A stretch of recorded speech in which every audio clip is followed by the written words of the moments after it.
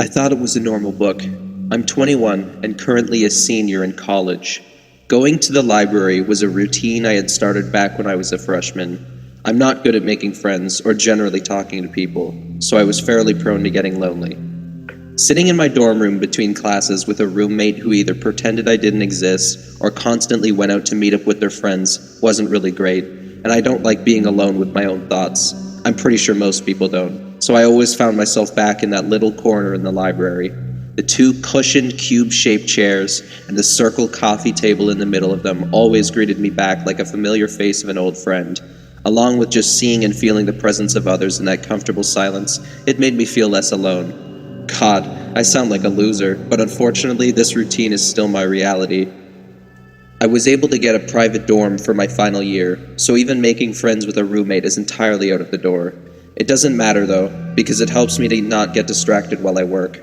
Currently I'm working on my senior thesis. I'm a psychology major, and I decided to do my thesis on the subject of phobias and how they develop. Something about the primal nature of fear has always fascinated me. Growing up, my mom had always avoided our family day trips to the beach, telling us about her irrational fear of the ocean. She always told me she never knew how it developed. One time my dad had convinced her just to hang around a restaurant that was nearby, but she ended up having a severe panic attack just at the scent of salt water from a passing beachgoer. Never again. After that, I'd always stay behind. Even if my siblings were having the time of their lives at the beach, I was the closest to her, and my whole family knew it. So when my dad had softly suggested that I give my mom some company, I would. It wasn't like he forced me, but I also felt that obligation due to my relationship with my mom. It was quite isolating, I'll admit that, but her presence in the ice cream she'd always treat me to was enough to make it up to me at the time. When I got older, I was able to have my own solo day trips to the beach, even though it meant that when I got back, I'd always have to quickly change my clothes and throw my beach-ridden ones in the washer and take an intense shower just to get that sea air off of me so my mom wouldn't freak out. And I mean, my whole family had to do this ritual whenever they would visit the beach. Eventually, the strenuous repetition got tiring as my siblings and dad got older, so their trips became infrequent. Though, I do feel that the payoff I'd get after those trips were way worth the tedious quick changes. It was always early in the morning before the hordes came, though. The gray expanse of sand and water-eroded stones under the muted blue of those softly crashing waves would faithfully send their greetings to me whenever I made my visits. It was comforting, that solitude. Whenever I would stare out into that vast blue, my existentialism always rotted away. I never experienced my usual paranoid thoughts when I was alone there, unlike in other places, and that same familiar glassy hue had greeted me on the cover of that book. It was really bizarre when I found it for the first time. I came to the library to continue my research for my senior thesis, but instead was met with something unexpected. It sat on one of the cube-shaped chairs in the corner of the library. Specifically, it sat in the chair that I would always sit in. When I say the book sat, I don't use that word loosely. It very much looked like it was sitting in that chair, cover broad and puffed out confidently, leaning its leather backing against the cushioned seat like it was waiting for someone. For a while, I just stood there, looking at it. It might have been a couple of seconds or even a few minutes. For some reason, my brain couldn't comprehend why this book was placed so carefully on the seat. My seat. It felt like an intrusion of my privacy, unwelcomed and sudden. The audacity it had to encroach on this little haven of mine. One of the few simple comforts I had in my monotonous pedestrian life. My teeth clench, a fire in the pit of my stomach. The encroachment of this succor is of my own. Its presence scorns it and mocks my routine that fed my self-security. I feel a quick nip of pain on my left arm. I pinched myself, snapping me out of my irrational anger for this inanimate object. How fucking stupid was it for me to react so dramatically at a simple book being placed in my corner of the library? I take a deep breath, calming my nerves, and walk towards that chair with the book. As I came near it, the air seemed to shift around me, becoming thicker and seemingly more humid. I stand a mere 8 inches away from it, and notice its antique leather binding with ornate scale-like decorum etched and molded on its cover, though devoid of a title. The spine was scalloped, and the skin looked dry. The pages protruded out slightly, yellow and frail. I didn't notice my hand caressing it, nor did I even realize I was holding it. Canticum Maris, the words printed boldly on the title page of the book.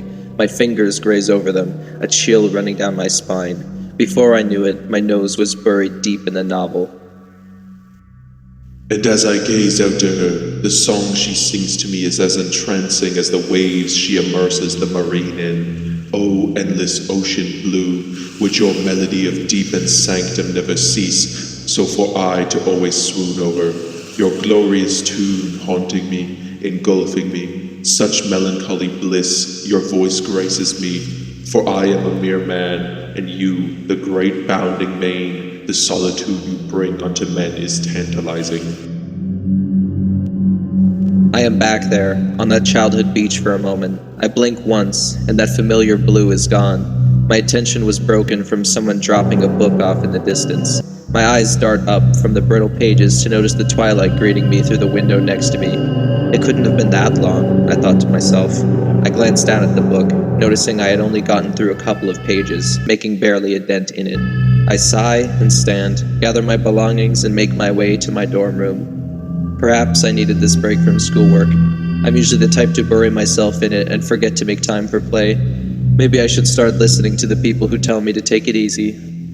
That feeling I had felt while reading that book gave me a sense of home.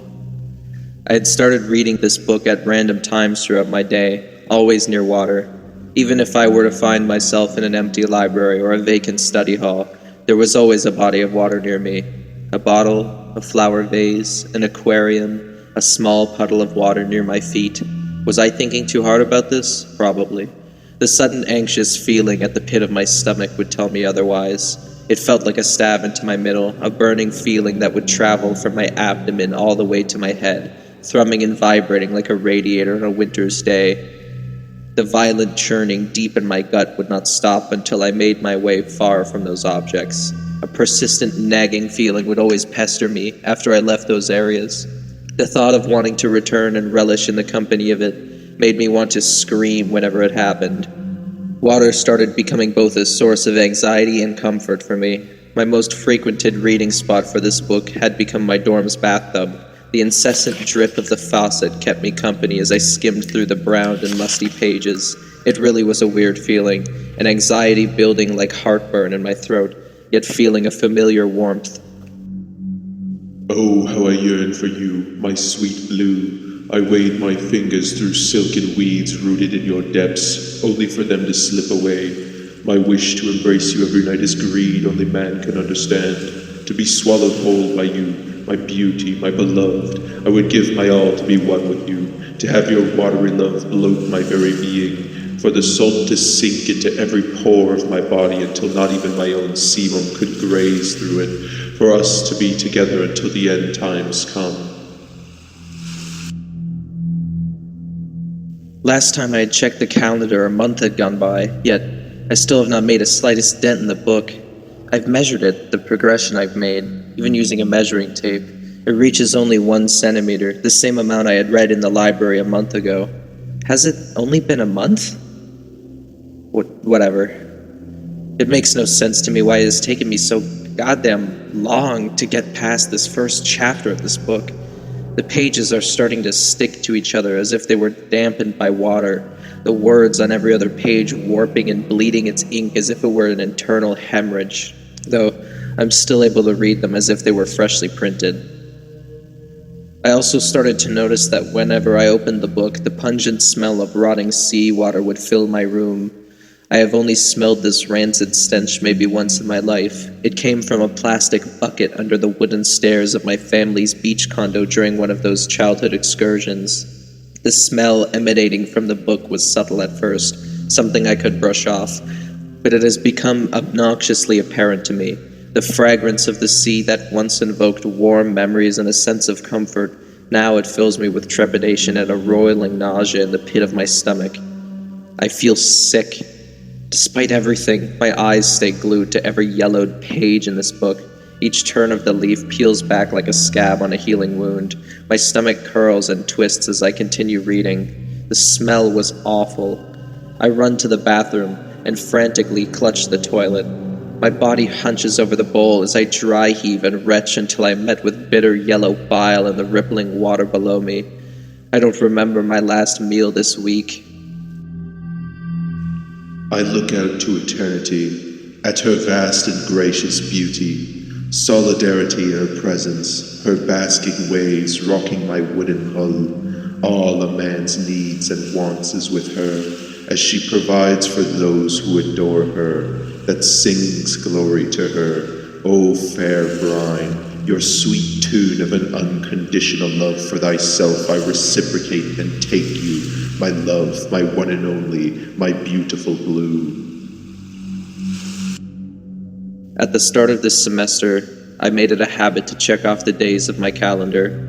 I always use the red marker at my desk to do so.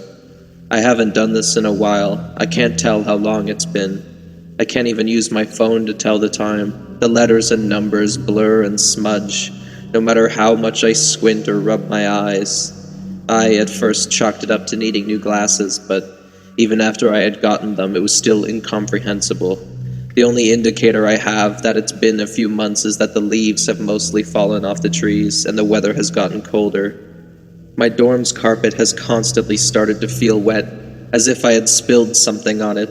I've brought this issue up with my dorm's landlord and he's found nothing, told me to my face to not call him unnecessarily when there's clearly nothing wrong with my dorm.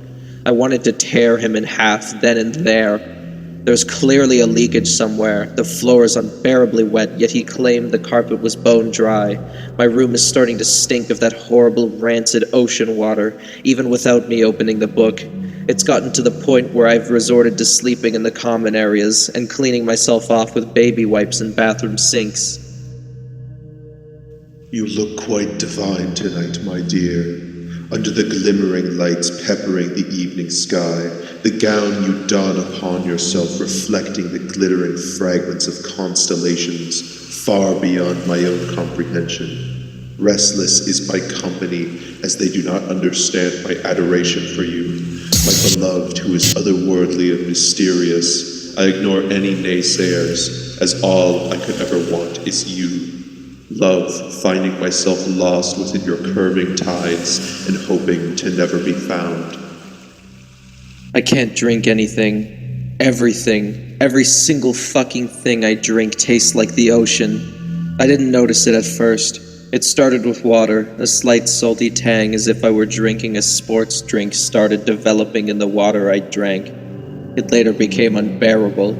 One day I drank a huge gulp of water from my thermos when the briny, putrid taste of seawater violated my senses.